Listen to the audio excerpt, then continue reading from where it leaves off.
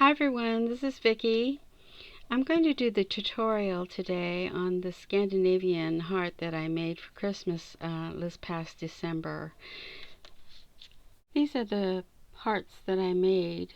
I've left them out on my table so that I could do this tutorial, but I'll show you the die that I used, which is a little bee die, and I just used a couple of the actual cutting dies of this set. So this is the aluminum that I used.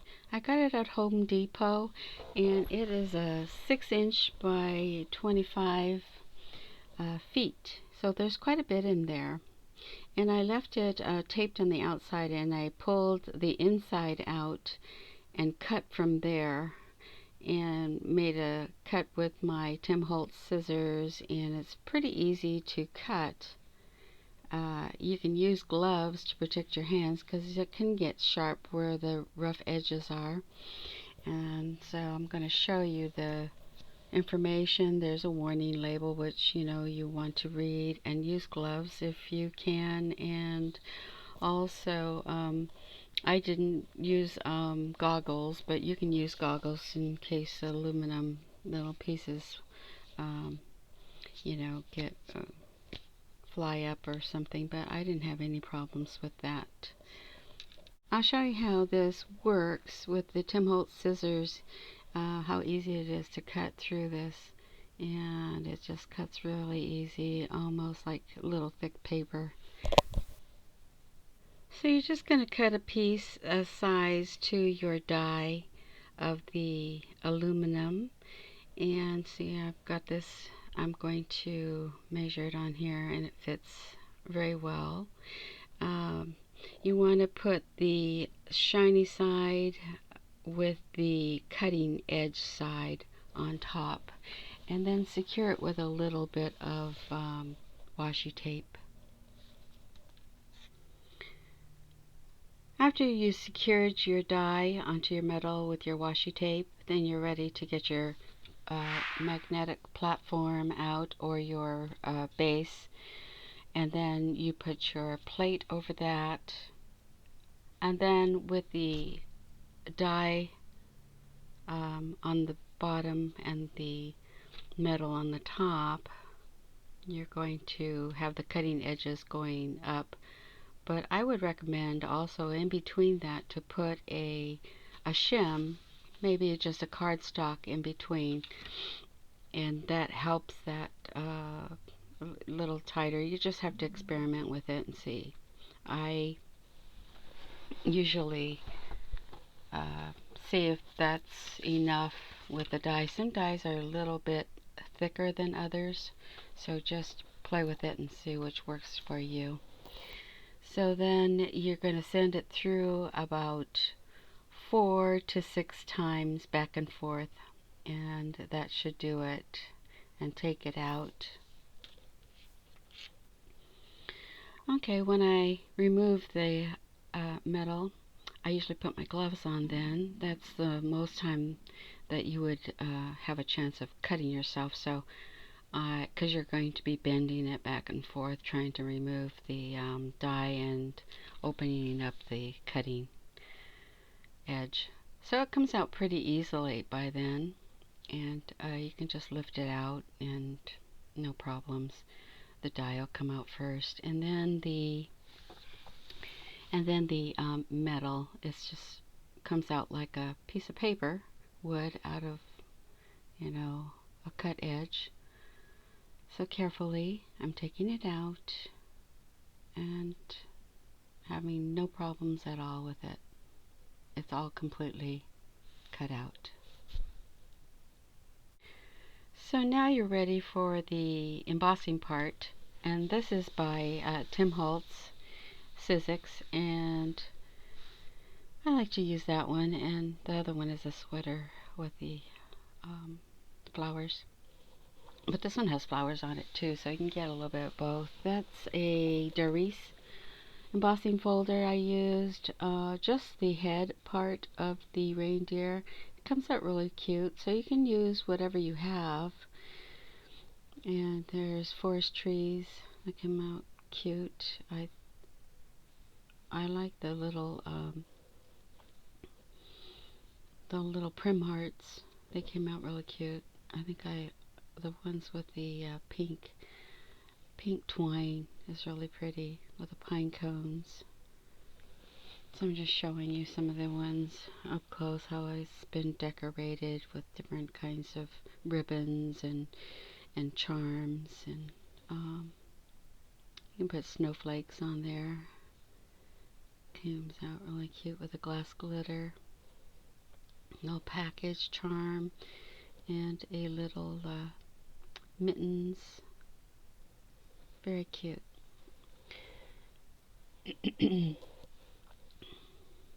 The little angel charm, which all those things I've put away, so all I have is the jingle bells. So I'm going to show you the jingle bells.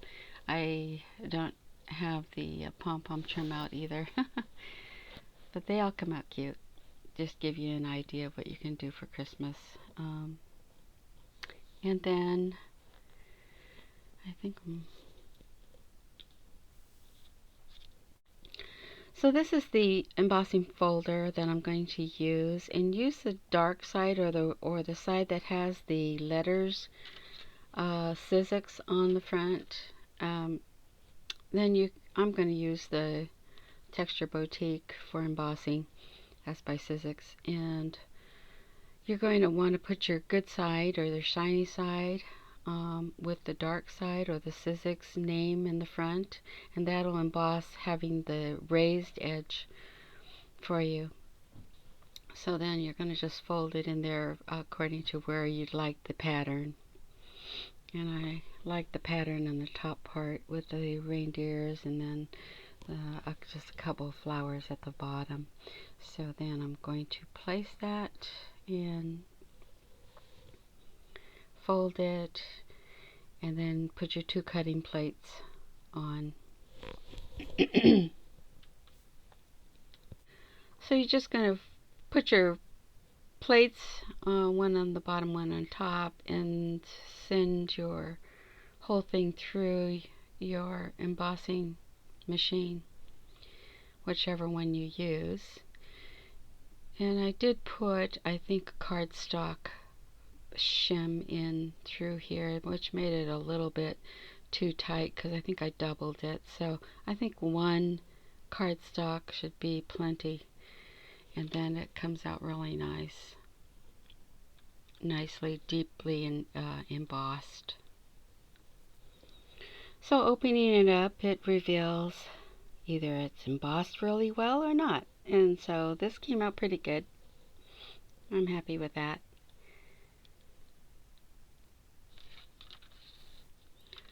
So I usually like to cut a blank heart and then put it together, and then make sure I get all the sharp edges with a sanding block or a coarse sandpaper. So I get those nicely taken care of. So just make sure you put a little hole for the twine to go through for hanging.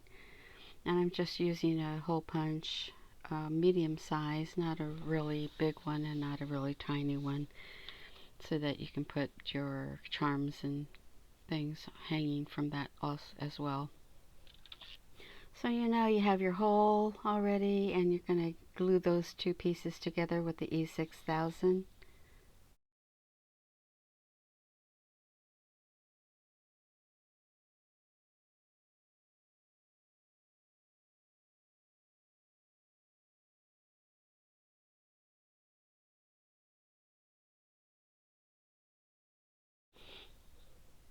So you're going to glue them together, put them together, and then put the clothespin clips all the way around to keep it together, because it takes a long time for it to dry.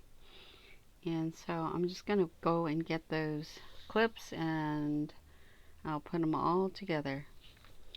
Okay, I'm back with the clips. These are clothespins, and I have a bunch of them here, but it wasn't on this right table. So I have already put these together, and it takes a while for these to for the E6000 to dry.